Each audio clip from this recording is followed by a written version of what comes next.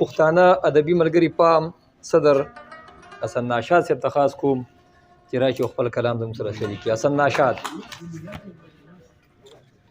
السلام علیکم. زه د پښتانه ادبي ملګري پام د اړخه نوې کابینې ته مبارکي وایم او په دې ښایسته پروګرام له مبارکي ورکوم. دوه درې شعره په منډه منډه ویم او ورسره غزل هم ویم. ای د جنت لولکی مه راخیجه،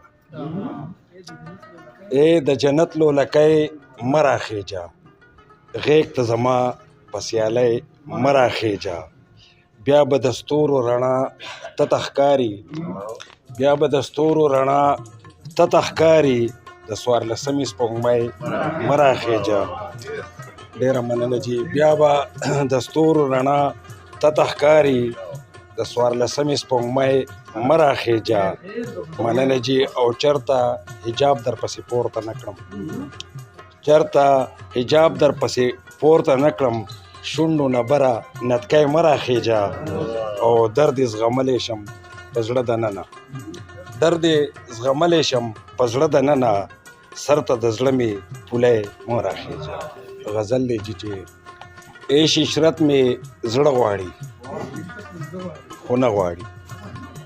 صاحب صاحب عیش عشرت مې زړه غواړي خو نه غواړي، ځکه چې مستی بلا پیسه غواړي.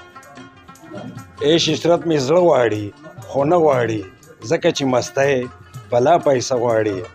او هسې نه چې چېرته بېروزګاره شي، هسې نه چې چېرته بېروزګاره شي، یو مزدور باران د خدایه نه غواړي.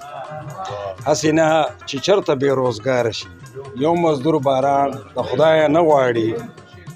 ډېره مننه جي. او ځکه خو اختر ته ورځې نه شماري، ځکه خو اختر ته ورځې نه شماري، بیا تینې بچي نوې جوړه غواړي.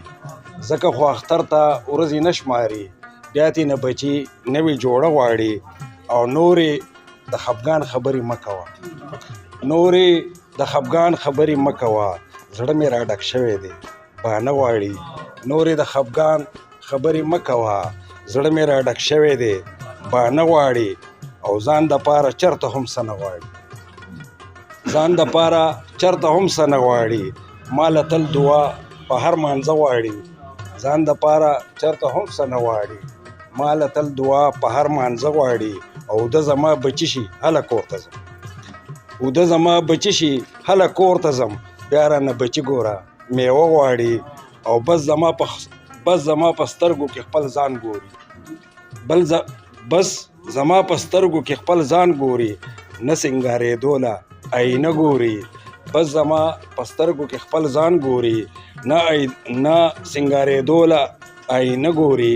نه رانه جوړه نه لوپټه غواړي، نه رانه جوړه نه لوپټه غواړي، کله کله سترګو له رانجه غواړي.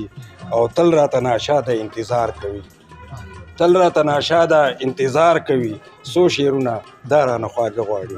ډېره مننه.